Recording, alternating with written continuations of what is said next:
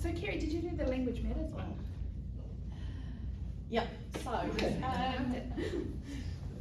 I think for me, the new insight, and I suppose it's obvious anyway, but the power of the words that we use and how words can mean one thing to somebody and a different thing to somebody else.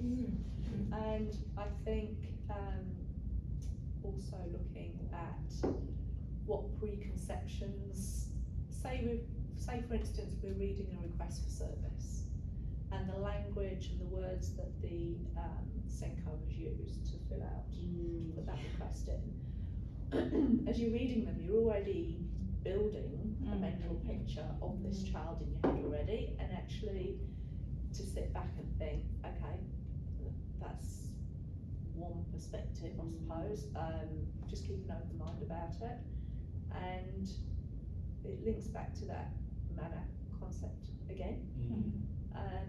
And I think, you know, we're just got to be mindful of stereotypes. What's it perpetuating at the end of the day? The stereotype. So I had a conversation with a Senko, and we looked at changing the format or changing the language around when she's putting a request for service in. And I said, look, we're strengths-based. Let's start with what can the student do and what are they working towards?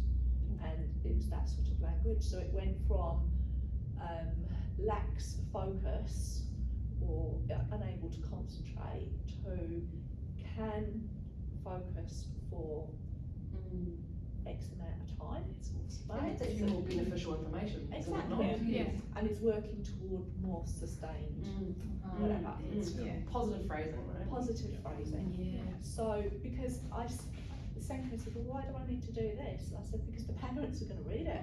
Yeah. Because some people in their Atafakaro document copy and paste things out and put it into their Parents report. are allowed to read that. And they are allowed to read it. So I said, you know, we've got to be a bit mindful of this. So she has taken that on board. And I think also when we're writing our reports as well. So the language matters for me.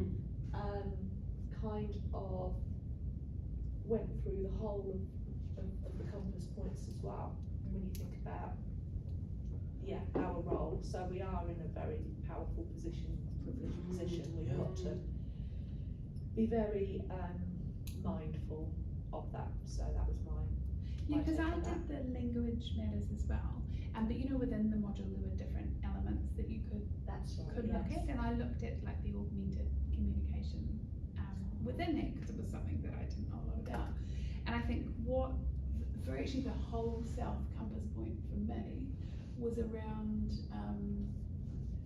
making sure we see the child in front of us and that we've created a space that they are comfortable enough to be themselves. So, and that they've got enough of a voice to share. So with the augmented communication boards in particular, they were looking at, you know, how can kids have student agency if they've got like a selected number of kupu to choose from or pictures to choose from, and so what are we doing to enable the child to be seen and have a sense of humour and to be who they are in that space. And I think because I did the Rainbow Learners as well, and I think that was true in that module as well, that like what are we doing to make sure that people are safe in the space that we create. And I think probably the biggest piece of learning I took from this is very similar to what you took from your with that culturally responsive compass point, and that it's not enough to be supportive. You actually have to be like a positive advocate and an ally, and you know, making sure that you're sharing your pronouns first, so that if it's a big deal for someone, they know that it's fine. You can share yours, and things like that. Well, it's awareness, isn't it? Yeah, so just that generation of, that was kind of my big overview from South. That's so interesting.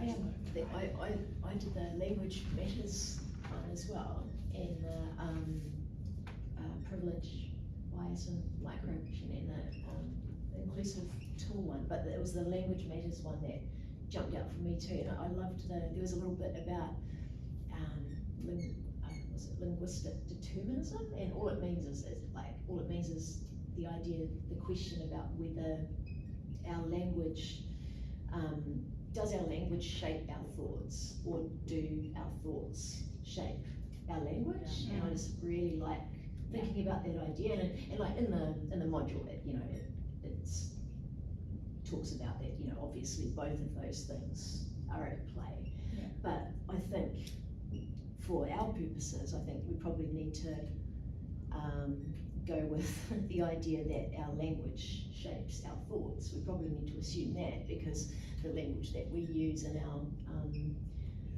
data summaries and, our CAT plans and our referral documents and all that sort of stuff, it creates a mental picture for whoever's reading it of the child that we're talking about. And it's- Neutral language too, because doesn't it make you think of Because- like that implicit bias? And Yes. so, what Yes. shook me about that was I understood bias, but implicit bias, you're not aware of your own implicit bias, or you couldn't name what your implicit biases were.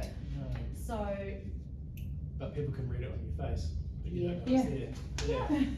yeah, it's, That guy, Possibly. that Yeah. Dashua, what's his name, Dashua Hockett, that he did that TED Yeah. Talk Yeah. about implicit bias. You- That messed with my head though. you can vehemently agree consciously about something, Yes. and yet still have an implicit bias against Yeah, it. because he says that but he argued in that TED Talk that our behaviour,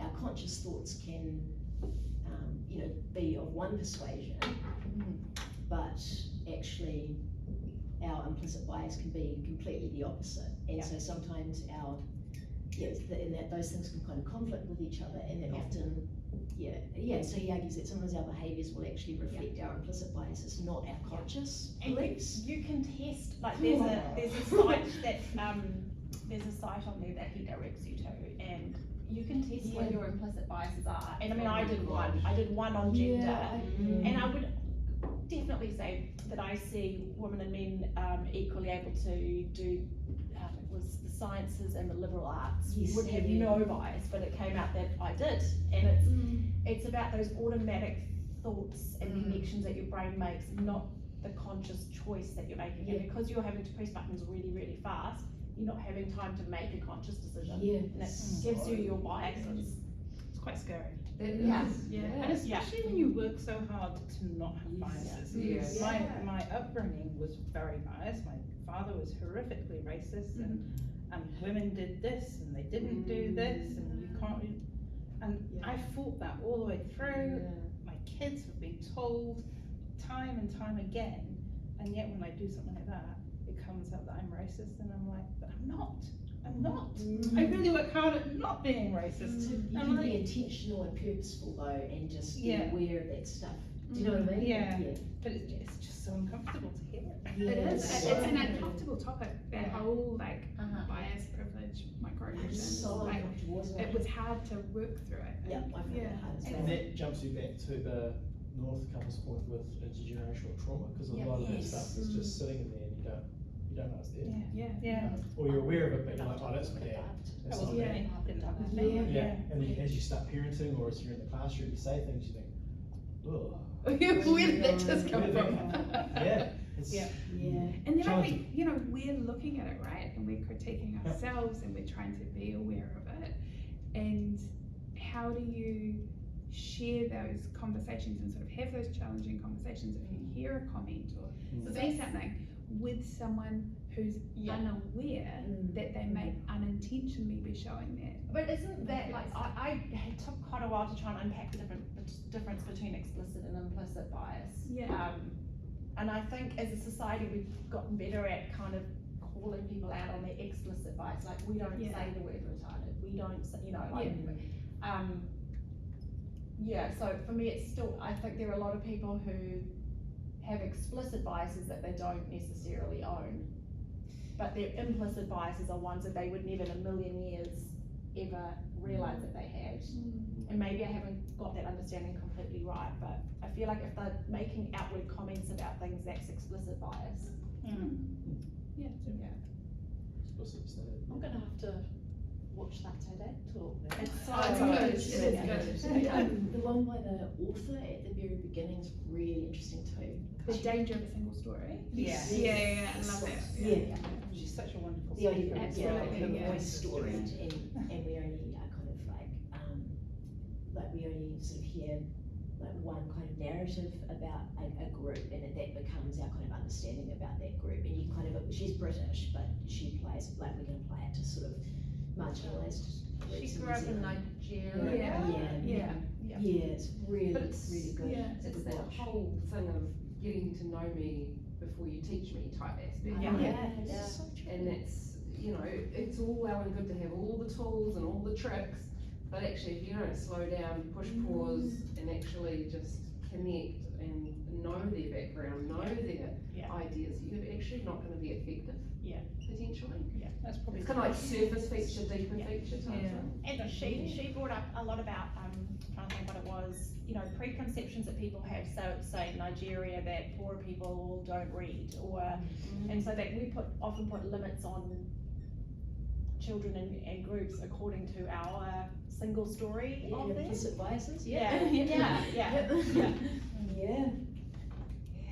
Gosh, the more we delve into all of this, it's just like you were saying, it's, I thought I knew stuff, but actually, did I? Same, it's I really did. good. It's great to know, but it actually leaves you probably with more questions than answers. But it just shows how many layers there are. Ah, And, yeah. yeah, just when you think you've nailed something, actually, there's so many different Yeah. other things to tap into, or, yeah. I So suppose great that's the way. whole point of, I suppose that I can understand now why they've done different compass points Yeah. to bring, I'd say to bring everything to a whole. Yeah. Yeah, but they are all, like, every time you look at something, you Yep. think of another Yes, compass point, yes, you're like, yes, why aren't they yes. together? Because Yeah. Yeah. that fits and this fits, it's You just, can draw a big web probably, eh? Like Yeah. connecting all the arrows between all the Yeah. different ones, eh? And I imagine there were some challenging conversations even around like, well, Where do you put? where do you put them, Yeah. like, and why? Yeah. Yeah, that's awesome. Hey, So, yeah, no, it's a great discussion. Thank you. Oh, thank you guys for making a time. Yeah.